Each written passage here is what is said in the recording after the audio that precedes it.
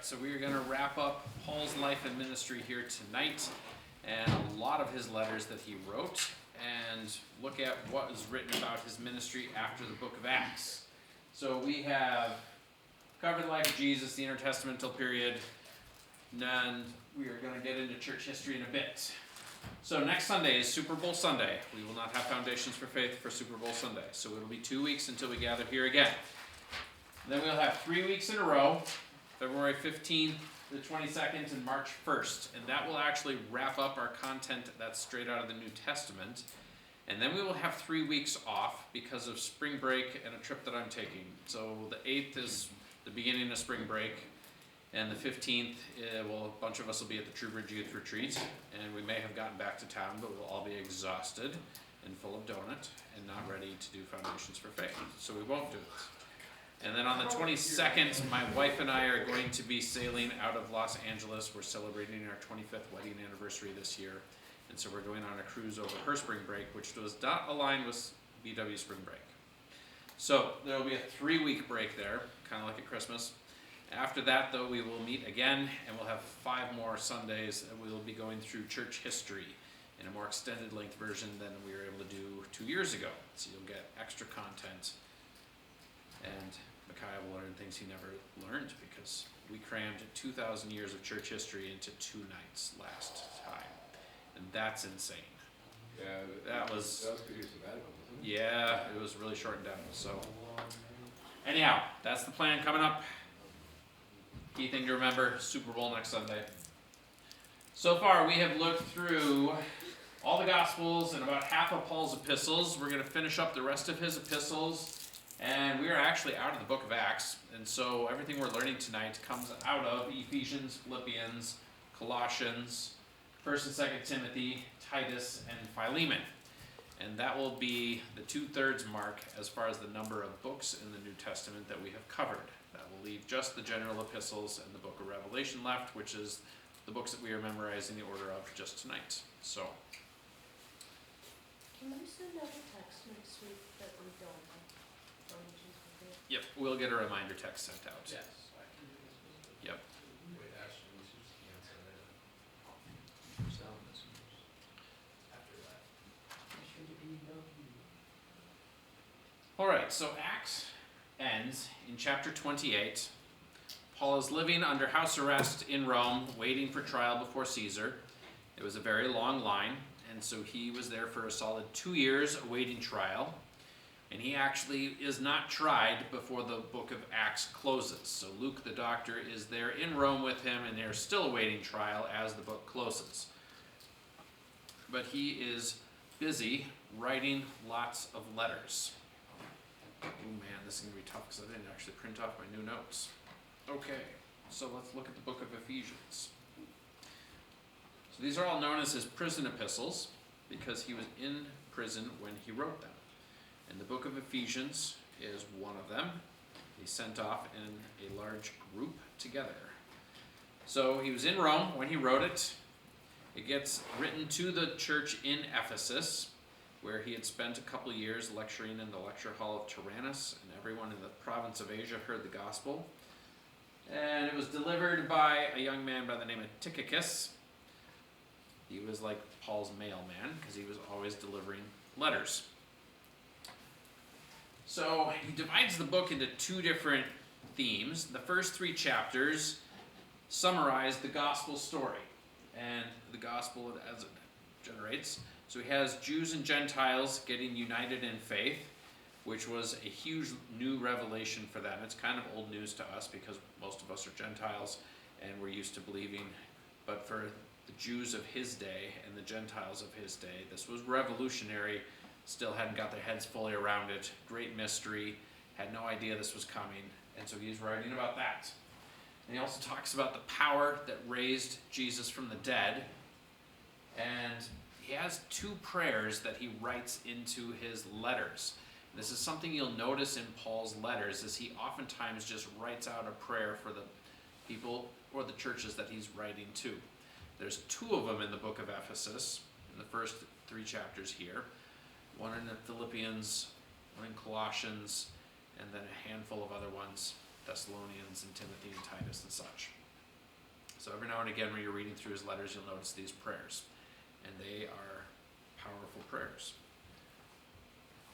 Then the second half of the book pivots from the gospel story to our story as it relates to the gospel. And Paul here talks about how we're unified, and one is the theme of the chapter 4. There's one Lord, one baptism, one Savior, and one church. And he talks about how we're united, but we're not necessarily uniform. And so just like the church has Jews and Gentiles, it also has lots of different kinds of people in it, different kinds of ministers. And this is where Paul lays out what is sometimes referred to as the fivefold ministry. Oftentimes in the church we think of pastors as doing all the ministry, but that's a really good recipe for burnout. And what Paul lays out here is that we don't just have pastors, we also have apostles doing apostolic ministry, prophets doing prophetic ministry, evangelists doing evangelistic ministry, and teachers doing a teaching ministry. You get all 5 of them together, and they can work together doing different types of ministry, preparing all of God's saints for the works of service in the church. Anybody remember where 5 comes up in the Bible another time by chance?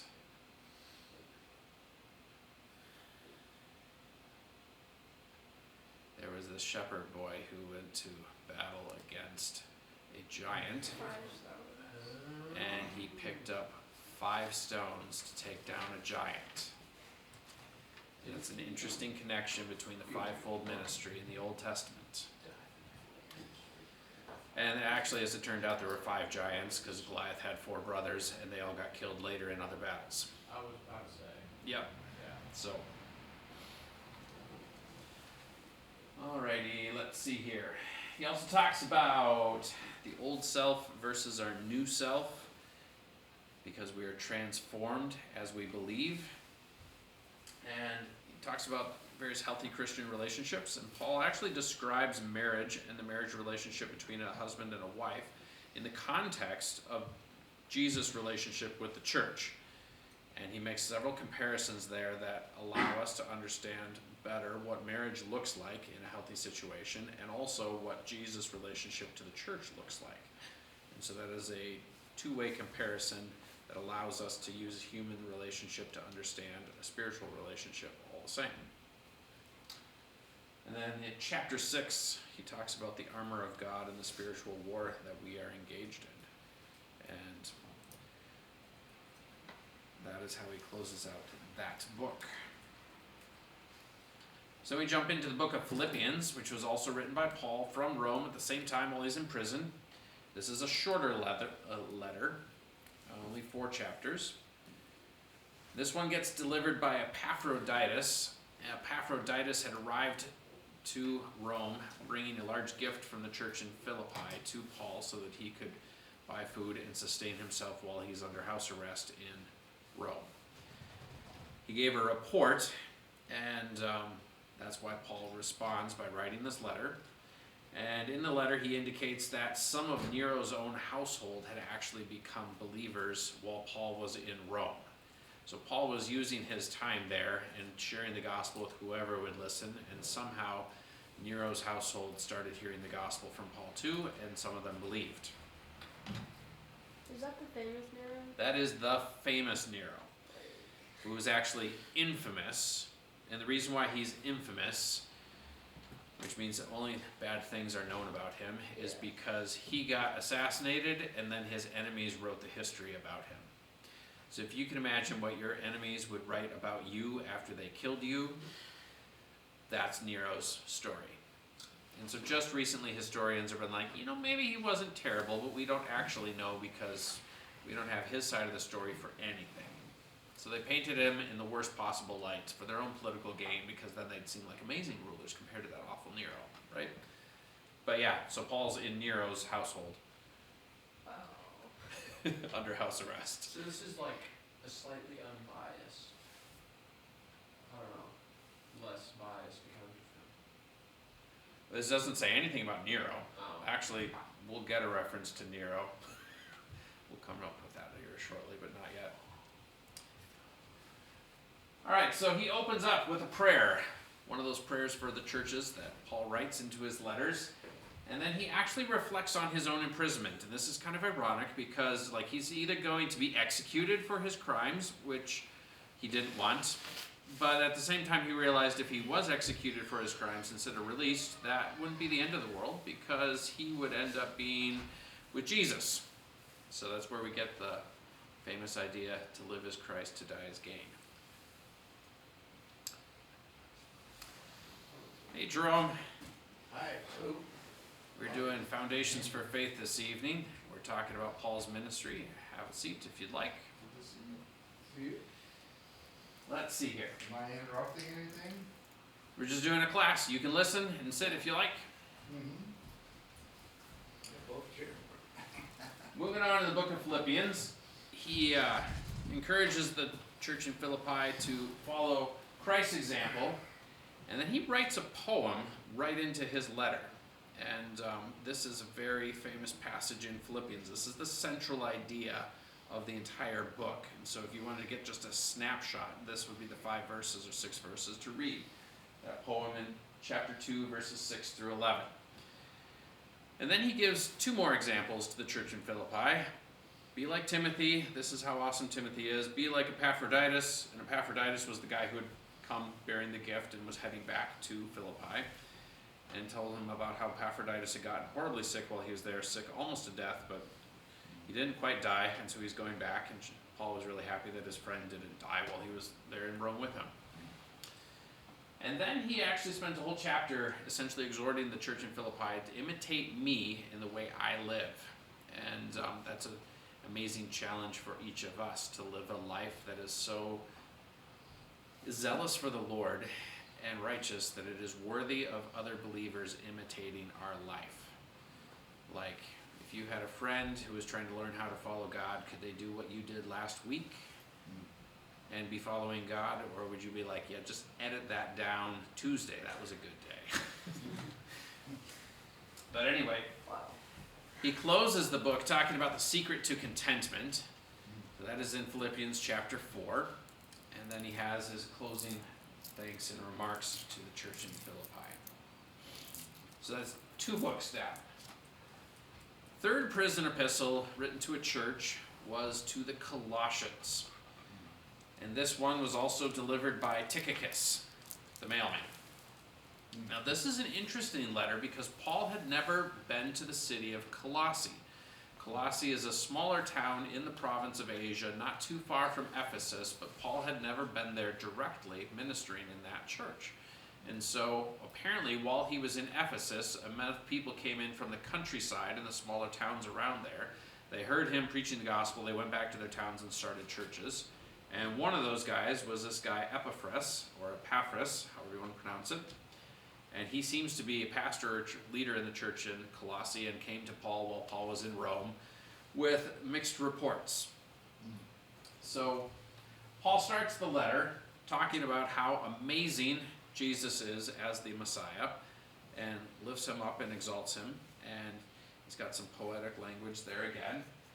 But then he encourages them to resist the pressures that they're facing. They've got 2-fold pressures. One is they're coming out of Greek culture, which is very polytheistic, and just like the Hindus today are like, oh, Jesus is a god, we'll worship him too, along with the other 3,000 Hindu gods. So we'll worship Jesus, and we'll worship the monkey god and the elephant god.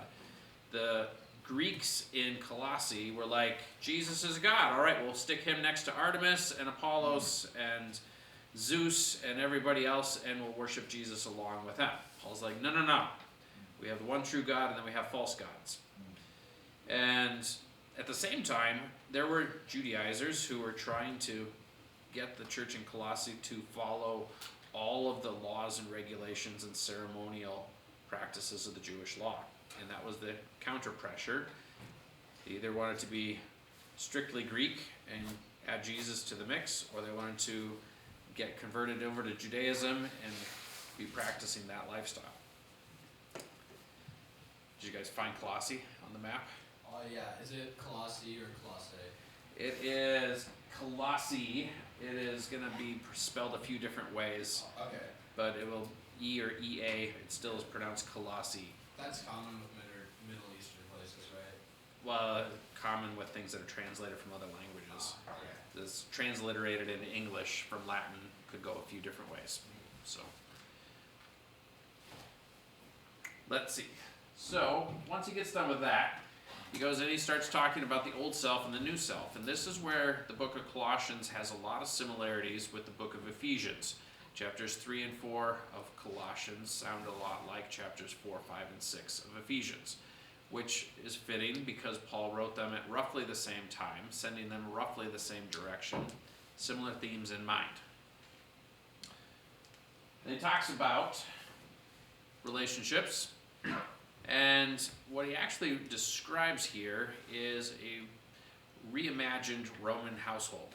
So, Roman households, the father was the patriarch, domineering, controlled everything and everyone, and the wife did not have much authority in the household at all. The children were property until they got to legal age, and slaves were to be treated however the master wanted. Not pleasant. So Paul starts at the top and talks about how husbands must love their wives, and how much wives need to respect their husbands, and talks about how children need to obey their parents. Talks about how slaves need to obey their masters, but masters need to not exasperate their slaves and treat them harshly. And so he systematically goes through all the relationships in a Roman household and reimagines what they would look like in the church while following Jesus. Then he gives his final greetings, including a mention of a guy by the name of Onesimus, who shows up in the book of Philemon. He was an escaped slave from Colossae, and Paul says, receive him like a brother. And we don't have slavery in our modern culture society here in the United States, but this was a huge upgrade of relationship that Paul was exhorting them to do. He was not a third-class citizen. Receive him like you would a brother.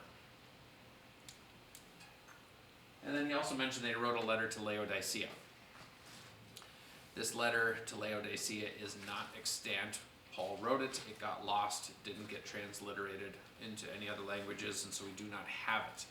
There is a false copy of this letter that somebody cooked up, though, and it actually was part of the Latin Bible until about 1250 AD. During the Middle Ages, they decided this book could not possibly be from Paul, and they threw it out.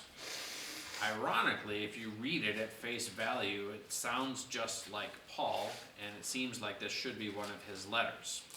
It's really, really short, but if you read it line by line, you realize that what the false author did is they just ripped verses out of all of Paul's other letters, pasted them together into another letter in exactly his style, because they are all his words. There isn't a single original new idea in that letter that is not expressly said in another letter. So that book was thrown out of the New Testament and is not considered to be authentic or original.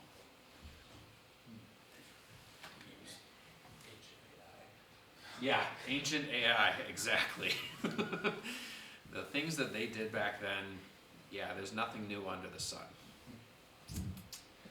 Alright, so the book of Philemon. This is the last of the prison epistles in Paul's first imprisonment.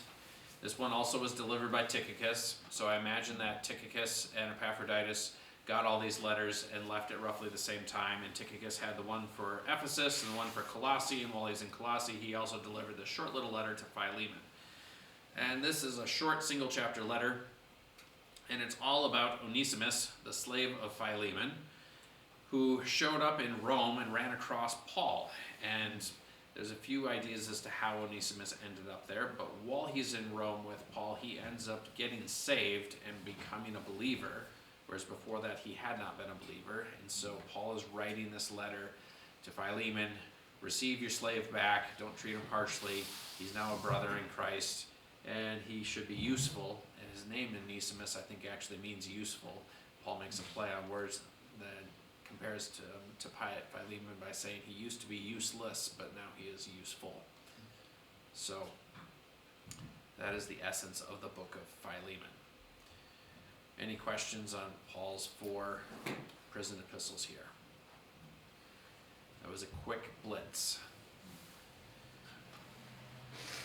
So he wasn't actually in prison, he was on house arrest. House arrest would be the best equivalent to describe it. He was awaiting trial, can't go anywhere, he's got a soldier guarding him, but he seems to be living in a house with some measure of freedom, and he's managing his own affairs. People are coming, people are going, he's interacting with a lot of people.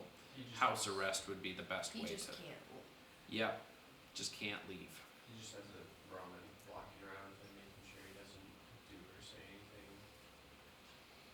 Just make sure he stays in Rome. Yeah.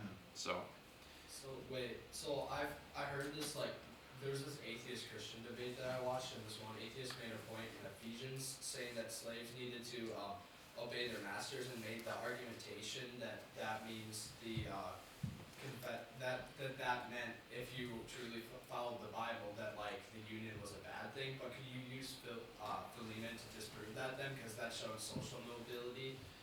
sort of. The premise of that argument is just flat out incorrect because Roman institution of slavery was very fundamentally different from the institution of slavery in the South. Now, plenty of people in the South, preachers, churches, even like the entire Southern Baptist Church 150 years ago, they were all preaching slavery's in the Bible, that's why we can do this.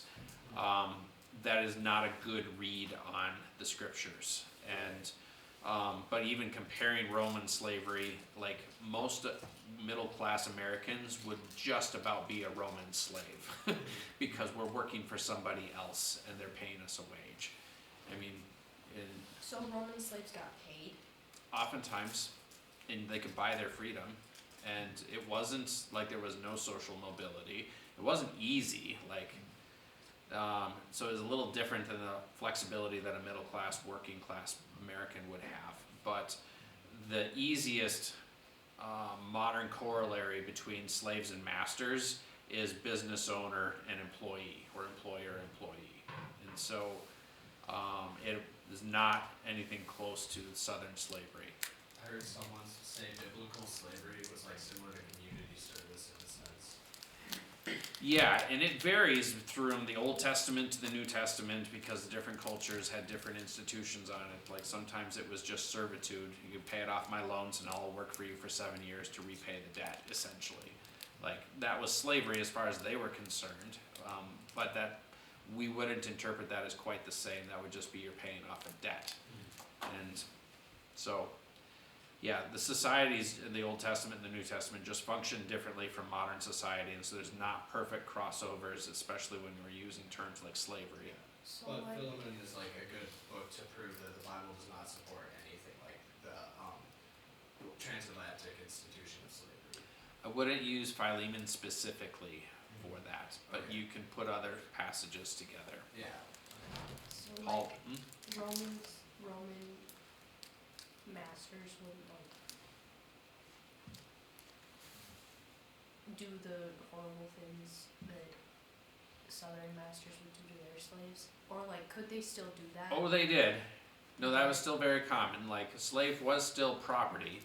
It was just not racially based, and it wasn't, The labor Absolutely wasn't as harsh, fixed. right? it generally wasn't as harsh. Like, because Roman slaves just had, like, a different thing. Like, Roman prestige was based on how many slaves you had doing or something around your house. And so, if you wanted to be really prestigious Roman, you just racked up as many slaves as you could, and that was mostly just how many can you actually feed and keep around. That didn't mean they had to work all that much. Some of them had nothing to do other than get the shoes out for their master in the morning and put them on. That was their sole job. And then you got 23 hours of the day left doing something else. The Romans just managed their slaves very differently. Whereas the southern slaves were trying to maximize the labor of slaves, Romans weren't trying to maximize labor, they were just trying to accumulate slaves. Now there's plenty of abuse. Roman masters would, treat their female slaves as wives, and that was very common. It wasn't everyone, but it was something that was legal and tolerated and, well reported. So I mean, there's no shortage of abuses, don't get me wrong with that. But Weren't most of them like indebted or sold into slavery instead of being like born into it. Or prisoners of war. Prisoners of war was a really common way of getting into that. Like the Roman Empire had to like conquer enough territory to absorb about 30,000 new slaves into the economy every year just to keep things running. And so, and that was just a standard institution across empires. You conquer a place, you put everybody who's alive at the end of the battle just simply gets sold off into slavery. I mean, the Israelites did that in the Old Testament too. That's well documented in the Bible. Doesn't mean it's a good thing. Like they did all kinds of things that were horrible, but that doesn't mean we should do them today. Right, just how polygamy is documented but not supported in the Right. Bible. Yeah. Because it's like, God isn't saying have 700 wives and 300 concubines. He's Mhm. saying that one guy in history did. Did, exactly. Yeah, you gotta remember, every institution recorded in scripture is still corrupted and fallen. And yeah, what Paul's writing about is, you know, what can these institutions look like in the kingdom? So, what are we doing with the video?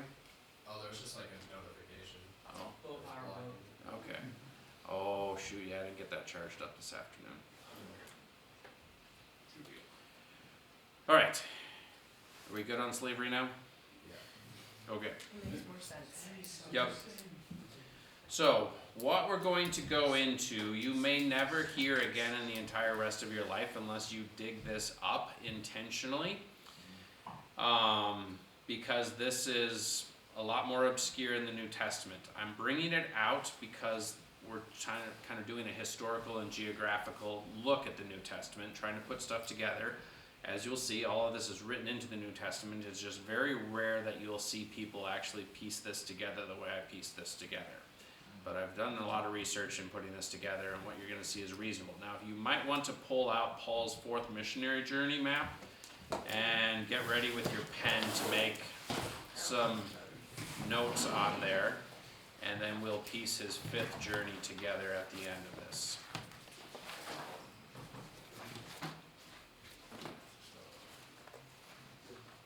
His journey to Rome.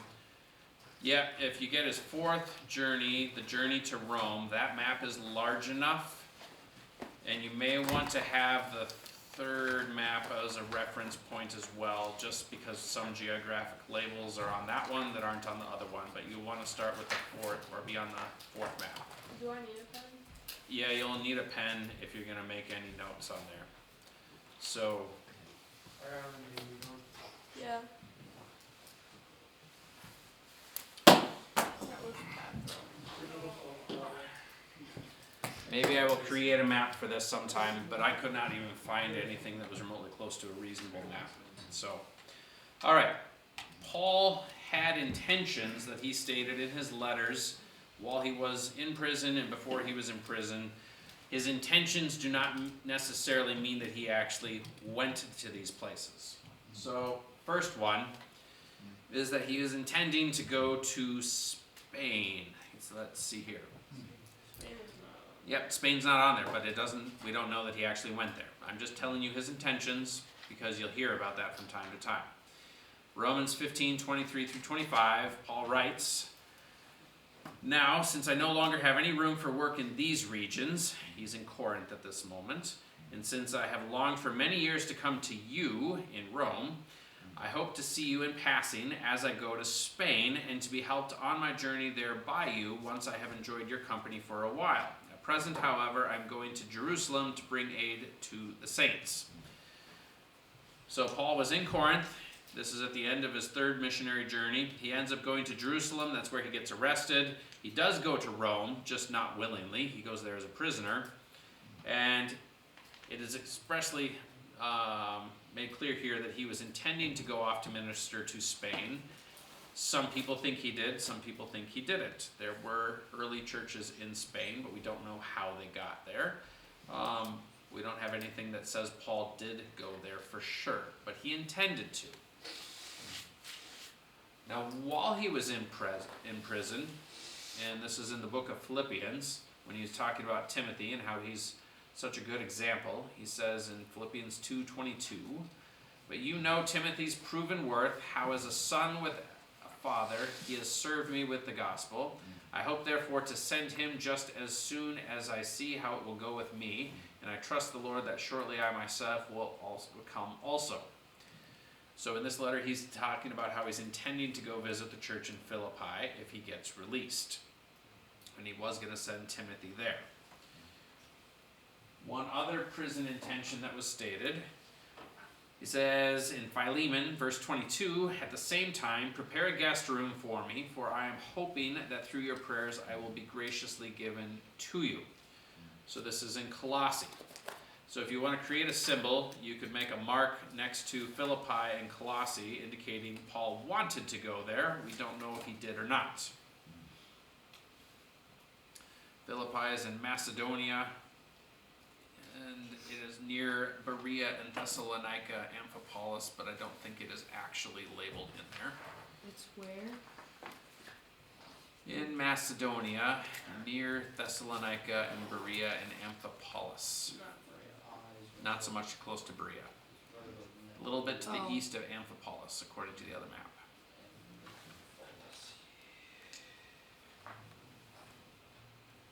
And then Colossae is in the province of Asia, and he was intending to go there if he could. You said Thessalonica too? No, he didn't. I was just giving you the neighborhood of Philippi. Oh, Is Colossae labeled on the map as well? it's on the third missionary. Yep. There. Reference the third missionary map, and you can find Colossae. Take you back straight up from this.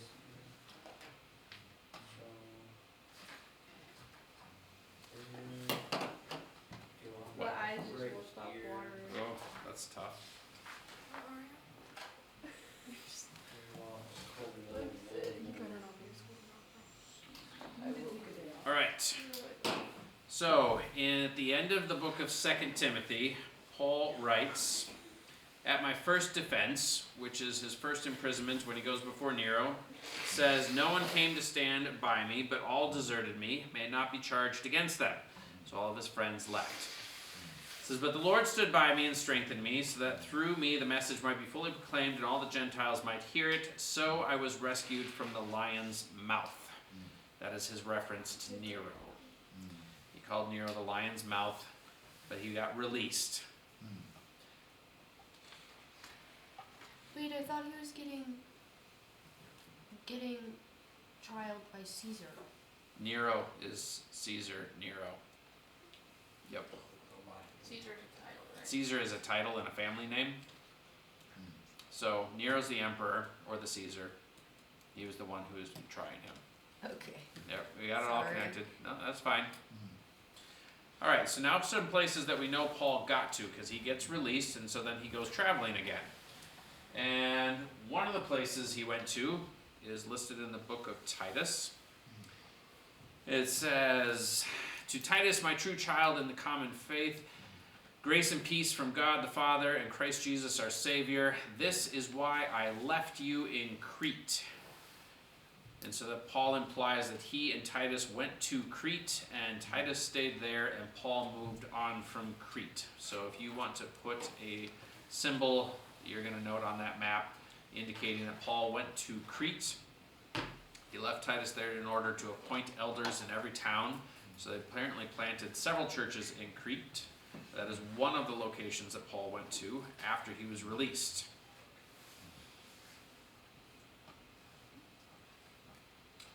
At the end of the book of Titus, he says, when I send Artemas or Tychicus to you, do your best to come to me in Nicopolis. Now, Nicopolis is not on that map, unfortunately, but it is just to the east of the D in Delphi. On the coast, on the top of that inlet, is where Nicopolis is. To the west of the D. West of the D in Delphi. Sorry, Ariana. I know I just messed your map up. West of the D in Delphi, on the west coast. Reading a map upside down, I made a mistake. Give you another copy if you want to clean it up. I do. Yeah, but later, just as your first draft. Where? Okay? I can't even. What am I? Oh, different Yeah, map. it's not on that map. Different map. Right there. Oh.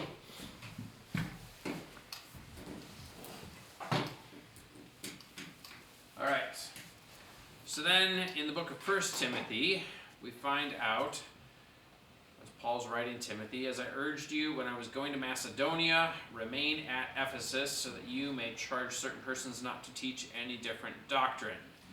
So this implies Paul was in Ephesus, and he left Ephesus headed towards Macedonia, which includes Philippi, Thessalonica, and Berea. So Paul was also in Ephesus, and that's where he left Timothy as a minister. So Ephesus is another location.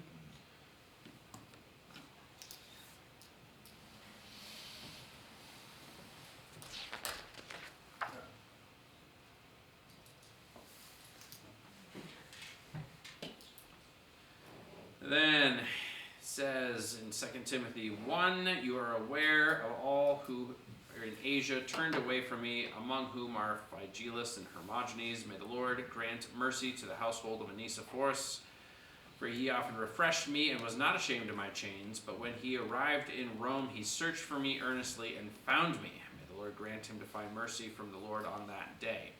And you well all know the service he rendered at Ephesus. So this is a second reference to Paul being in Ephesus on that fifth journey. And it also implies that he ended up in Rome again.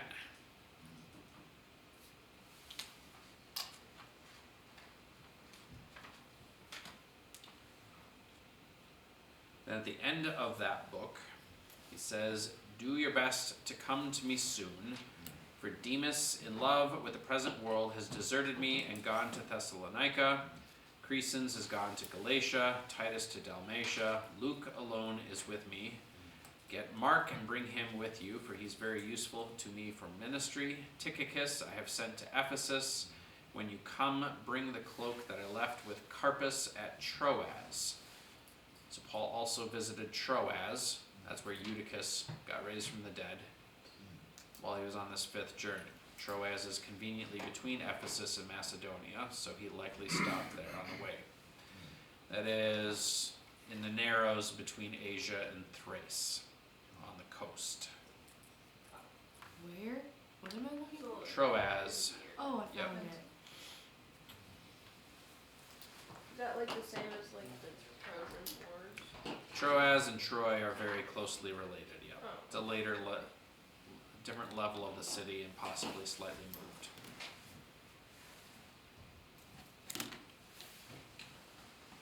Then he continues greeting Prisca and Aquila and the household of Onesiphorus.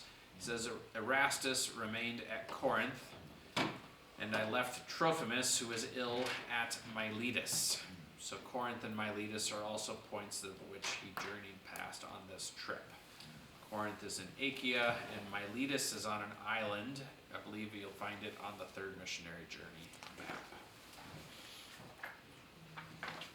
Miletus should be off the coast of Asia, just south of Ephesus. Oh yeah. Oh, Miletus. Miletus. No. Oh, found Oh, it. there. Okay. So Did you find it? Yeah. There you go. Okay, so that's where that's at. Corinth? And Corinth is in Achaia in Greece. Yup. So was this like all one trip after Acts, or were these places he visited during Acts that he didn't document? Yeah, none of it is documented in Acts. It's all after Acts. It's hard to tell whether it's just a single trip or multiple trips. These are just some waypoints that we can confirm from his letters and writings that he did hit. Can't even tell you the order. There's an easy circle that you can run a loop from Crete to Miletus to Ephesus to Troas to Macedonia, and then Nicopolis would be the end point. But can't actually be positive that's the route in which he took. So is it like probable to assume that he went up through Rome to Macedonia and then took a loop? I would and, imagine. like, with the bottom of the like parabola being Crete, I would imagine that he went from Rome to Crete first. Rome to Crete. Okay. Yeah, by ship would be more likely than land. And then kind of did a circle from there. Yep. Okay.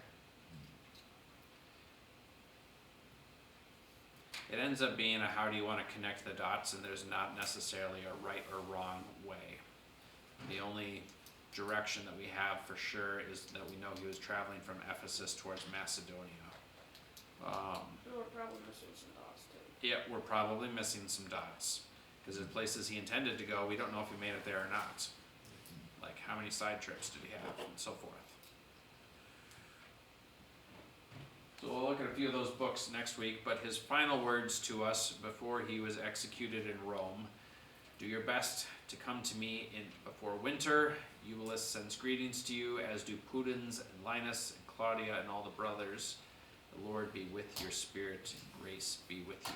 How do we know he was executed in Rome? Other writers later reference his execution in Rome, and nobody's disputed that in 2,000 years. Why was he executed? I thought he was let go. He was let go the first time, and then he is imprisoned a second time for reasons we don't know. And then he gets executed for that. It's hard to say. Every city he went into started a riot practically, so there's all kinds of options, but we don't know why he got imprisoned. We don't know why he was executed, just that he was. So, we'll look at Titus and 1st and 2nd Timothy next time we come back together. Does anybody have any questions before we wrap up here tonight?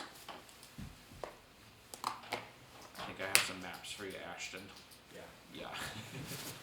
All right, go ahead and close up the recording, Mikhail. What is the English and stuff, and I can't read. Chauffeur person. This is so good.